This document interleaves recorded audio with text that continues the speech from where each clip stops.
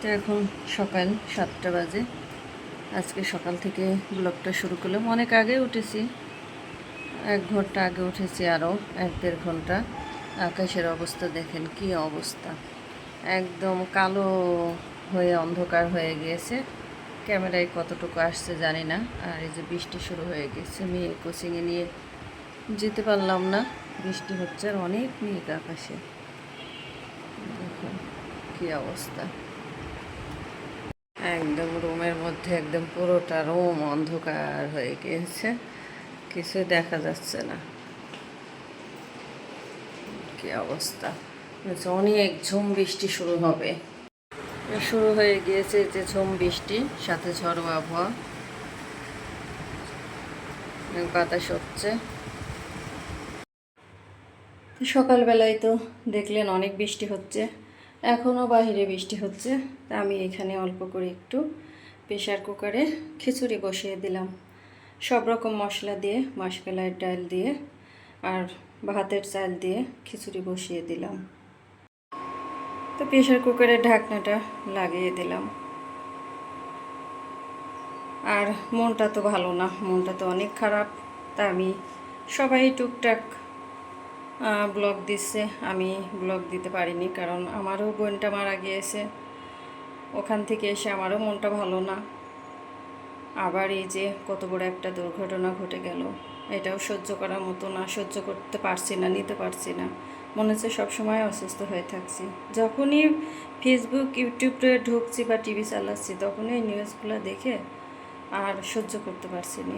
মা কালকে ফোন দিয়েছিল, দিয়ে বলছে আমার আব্বা নাকি ওই নিউজ দেখছে আর খালি ভাবছে। আমার মেয়েও তো এইভাবে যেয়ে বসে থাকে স্কুলে, আমার মেয়েও তো নিয়ে আসে। কি বলবো, কিছু আসলে বলার ভাষা নাই, কোনো ভাষা নাই।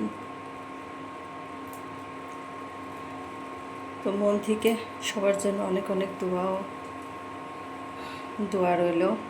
আল্লাহ যেন সবাইকে জান্নাত নসিব করে।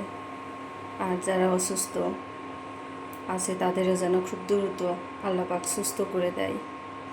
এটা ছাড়া আর কী বা বলতে পারি, আর কী বা করতে পারি? এইটুকুই আমরা করতে পারি শুধু, তাছাড়া তো আমাদের করার কিছুই নাই। মেয়ের কালকে যখন স্কুল ড্রেসটা কাচি, তখন মনে হলো যে এই ড্রেস পরাই ছিল বাচ্চাগুলো, বারবার মনে হচ্ছিল। আমিও তো আমার বাচ্চাকে রেখে আসি স্কুলে। সব বাচ্চা তো বাচ্চাই, তাই না? মা তো মাই, মাকে আলাদা হয়, বাচ্চাকে আলাদা হয়, সব তো একই দরদ। সবার জন্য মন থেকে অনেক অনেক দোয়া রইল। আল্লাহ পাক যেন যারা অসুস্থ আছে তাদের দ্রুত সুস্থ করে দেয় এবং খুব যন্ত্রণার থেকে যেন মুক্তি দেয়। এটা সহ্য করার মতো না। আর যারা আমাদের মাঝ থেকে চলে গিয়েছে, মাসুম শিশু বাচ্চা, আল্লাহ তুমি তাদের তোমার হেফাজতে নিয়ে নিয়েছো, তো তাদের কেউ বেহেস্ত নসিব করো, এই দোয়া করি। আমি হয়তো অত ভালো করে গুছিয়ে কথা বলতে পারি না, আর অনেক কথা বলতে চাইলেও বলতে পারি না, যেটা বলার না। ছোট্ট সামান্য একটা ইউটিউবার, কেই বা আমার কথা শুনবে বলেন? তো কেউ শুনুক আর না শুনুক, সেটা কোনো বিষয় না।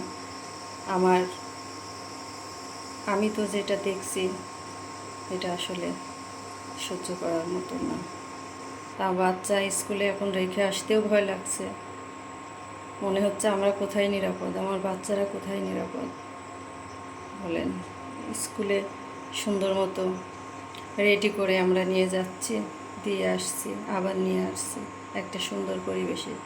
সেই পরিবেশ আমাদের বাচ্চাদের এই অবস্থা।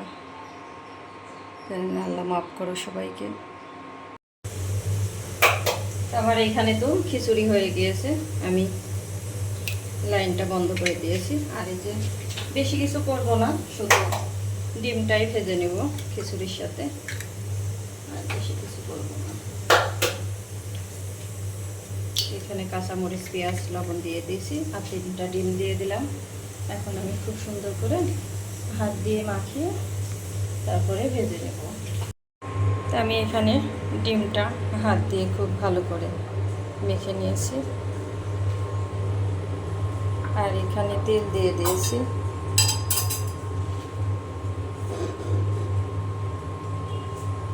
তেল গরম হয়ে গিয়েছে, আমি এখন ডিম দিয়ে দিলাম।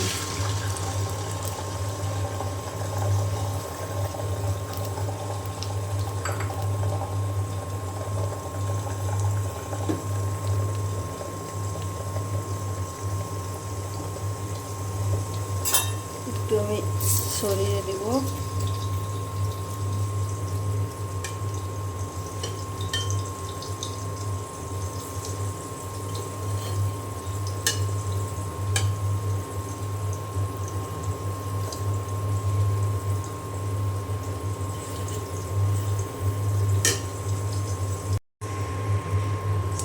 এক পাশ হয়ে গিয়েছে, আমি আর এক পাশ উল্টিয়ে দিলাম। একটু মুসমুসে করে ভাজি করব আমি, কারণ আমার মেয়ে আবার ডিম ভাজিটা নরমটা পছন্দ করে না, একদম মুসমুসেটাই পছন্দ করে। তা আমি দুই পাশে খুব ভালো করে ভেজে নেব এবং মাঝখান দিয়ে কেটে নিলাম।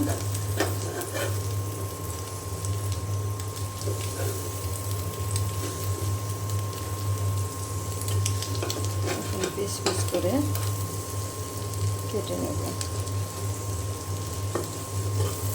মেয়েরা ঘুমাচ্ছে, ডাক দেব, বৃষ্টি হচ্ছে ওই জন্য ঘুমাচ্ছে।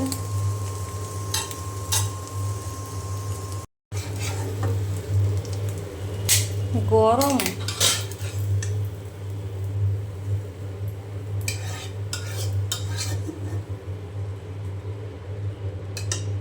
আমি এই যে বাটিতে বেড়ে নিলাম। আবার এই যে খিচুড়িটা এমন হয়েছে, খুব শক্তও না খুব নরমও না। আমি এখন বেড়ে নেব।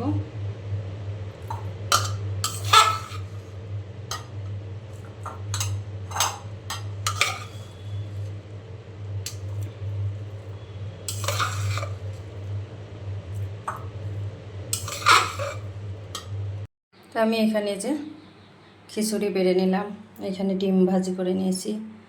খিচুড়ি আর ডিম ভাজি এটা দিয়ে আমাদের এখন নাস্তাটা সকালে করে নেব। আর দুপুরে রান্নাবান্না আজকের আমি ওইভাবে আপনাদের সাথে শেয়ার করব না, আজকে শুধুই সকালের নাস্তাটাই শেয়ার করলাম। আমার মনটা ভালো লাগছে না। আর সবার জন্য রইল অনেক অনেক দোয়া ও ভালোবাসা। আমাদের জন্য সবাই দোয়া করবেন। আর ভিডিওটি আমি আর বেশি বড় করব না, এখানেই শেষ করব। আসসালামু আলাইকুম।